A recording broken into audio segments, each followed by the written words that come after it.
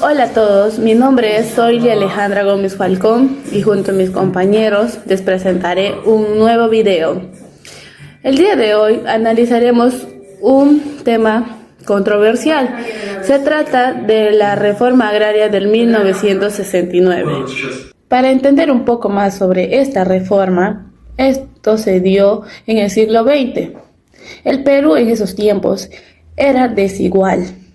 El 1% de los propietarios controlaba a más del 80% de las tierras cultivables. Las haciendas dominaban la costa y la sierra. Y millones de peruanos, millones de personas vivían en pobreza y certidumbre. Y es más, sin acceso a una buena educación, y mucho menos de justicia. Esta estructura feudal era considerado malo para el desarrollo del país. Argumento político. Comencemos por lo político, donde la reforma fue indiscutiblemente beneficiosa. Antes de 1969, el Perú estaba dominado por oligarquía terrateniente que controlaba el poder político por siglos. Las haciendas eran estados dentro del estado, con los gamonales ejerciendo poder absoluto sobre los campesinos. La reforma eliminó completamente a esta clase terrateniente, rompiendo a una estructura de poder feudal que databa la colonia. Se expropiaron aproximadamente 11 millones de hectáreas y se distribuyeron entre cientos y miles de campesinos. Como señalan historiadores, esto liberó una fuerza social dominada desde la colonia. Políticamente, se eliminó el gamonalismo, es decir, sistema de poder personalista que mantenía a los campesinos en estado de servidumbre casi legal. Sin embargo, la ausencia posterior de políticas de apoyo debilitó la institucionalidad política. Bueno, lo principal es innegable. La reforma terminó con siglos de dominios terratenientes. Ahora mismo le pasaré a mi compañero Alejandro Mosquera, que continuará con el argumento social. En lo social, nuestra postura es que la reforma fue muy beneficiosa. Los datos son contundentes. Se beneficiaron aproximadamente 370.000 familias campesinas, que dejaron de ser peones para convertirse en propietarios o miembros de cooperativas. Lo más importante, se eliminó el gamonalismo, el peonaje y las haciendas. Miles de campesinos dejaron de ser sirvientes, de hecho, para tener derechos como ciudadanos. Antes de la reforma, los campesinos no podían salir de la hacienda sin permiso del patrón, no tenían acceso a educación, salud ni justicia.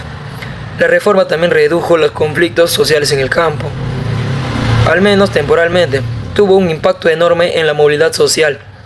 Muchos hijos de campesinos pudieron acceder a educación y oportunidades que antes les eran negadas. A pesar de su indudable impacto liberador, es importante reconocer que el modelo colectivista impuesto no siempre se adaptó a las necesidades de las comunidades campesinas, generando fragmentación y en muchos casos una caída de la productividad.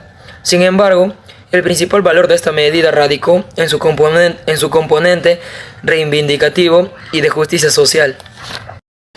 Ahora llegamos al punto más controversial, lo económico. Aquí nuestra postura es que la reforma agraria tuvo problemas que fueron perjudiciales en muchos aspectos. Primero, las cooperativas que se habían creado para administrar toda la repartición de las tierras fueron menos eficientes de lo que se esperaba. Tanto la cooperativa de producción agraria como los CIAs tuvieron que desintegrarse entre los años 80 y 90.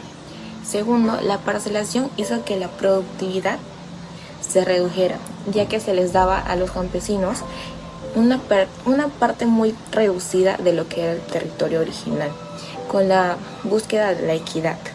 Y bueno, tercero y muy importante, el cierre del mercado de tierras. Desde 1969 este mercado ya había cerrado y lo que hizo fue limitar la inversión y la modernización.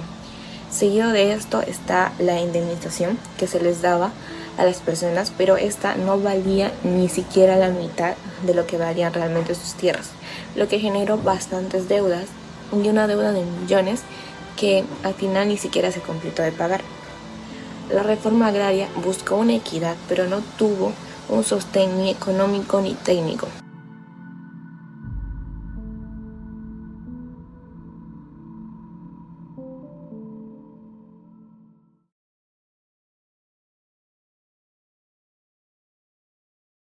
Para concluir, nuestra postura es clara. La reforma agraria fue beneficiosa en lo social y lo político, pero no para lo económico. En lo social, liberó a cientos de miles de campesinos que estaban en la parte de la explotación feudal. Políticamente, eliminó la oligarquía terrateniente y puso en poder a la democracia.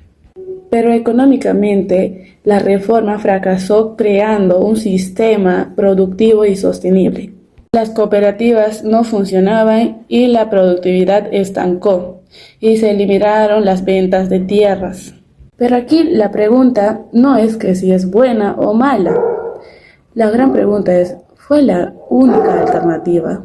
¿No se pudo hacer una reforma más equilibrada que combine equidad con eficiencia?